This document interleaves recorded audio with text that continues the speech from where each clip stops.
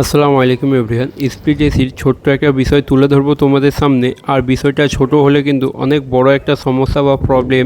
বিষয়টা হলো এসির ডান পাশ বা বাম পাশ দিয়ে ওয়াটার লিকেজ প্রবলেম বা জল পড়ার সমস্যা। আর এই ওয়াটার লিকেজ প্রবলেম বা জল পড়ার সমস্যাটা কিন্তু ছোট বিষয় হলে অনেক ডিফিকাল্ট বা ক্রিটিক্যাল একটা বিষয়, সেটা সমস্ত এসি টেকনিশিয়ান দাদা বা ভাইরা ভালোভাবেই জানে। তাই তোমাদের এই ভিডিওতে আজকে আমি ওয়াটার লিকেজের বা জল পড়ার সমস্যার বিষয়ের কিছু কথা বলবো এবং তোমাদের দেখাবো যাতে তোমরা ফিল্ডে এই প্রবলেমটা ফেস করলে সলভ করতে পারো এবং এই বিষয়টা ভালোভাবে বুঝতে পারো আর ওয়াটার লিকেজের প্রবলেমটা সলভ করে নিতে পারো সহজেই। হিটাচি কোম্পানির এই স্প্লিট এসিটির কাস্টমারের প্রবলেম হচ্ছে এসির বাম পাশ দিয়ে ওয়াটার লিকেজ প্রবলেম বা জল পড়ার সমস্যা। তাই আমি এই সমস্যাটা সলভ করার জন্য এসেছি আর তোমাদের দেখাবো আমি কিভাবে সলভ করব। এসিটি কিছুক্ষণ চালানোর পরে আমি জল পড়ার সমস্যাটা দেখতে পাই এবং বুঝতে পারি।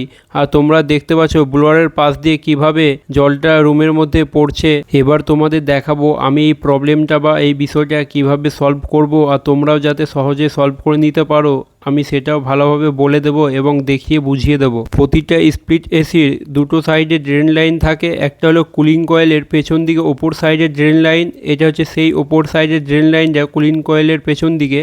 আর একটা থাকে কুলিং কয়েলের সামনের দিকে মানে নিচের দিকে ড্রেন লাইন, এটা হচ্ছে সেই নিচের দিকে ড্রেন লাইন তোমরা দেখতে পাচ্ছ।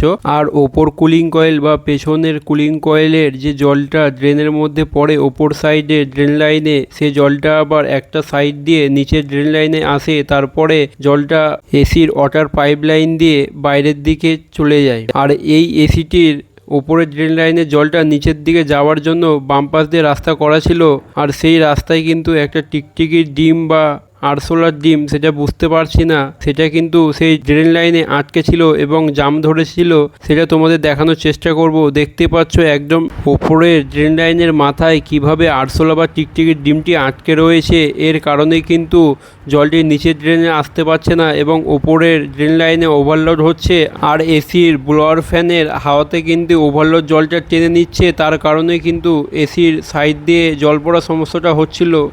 এই প্রবলেমটা কেন হচ্ছিল এবং এই বিষয়টা আশা করি তোমাদের ভালোভাবে বোঝাতে পেরেছি। আর তোমরা যদি ফিল্ডে এরকম প্রবলেম ফেস করো আশা করি তোমরা কিন্তু সলভ করে নিতে পারবে।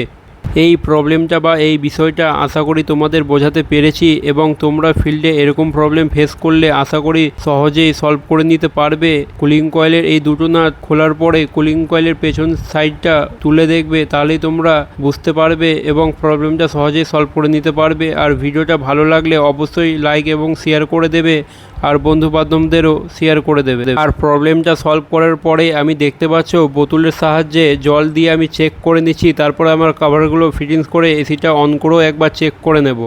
এসিটা আমি 15 মিনিট আগে চালিয়ে রেখেছিলাম আর দেখতে পাচ্ছ এখন কিন্তু ওয়াটার লিকেজের প্রবলেমটা বা জল পড়ার প্রবলেমটা কিন্তু বন্ধ হয়ে গেছে। আলহামদুলিল্লাহ, প্রবলেমটা আমি খুব সহজে সলভ করে নিয়েছি। আর যাতে তোমরা সলভ করে নিতে পারো তার কারণে কিন্তু আমি এই ভিডিওটা বানিয়েছি।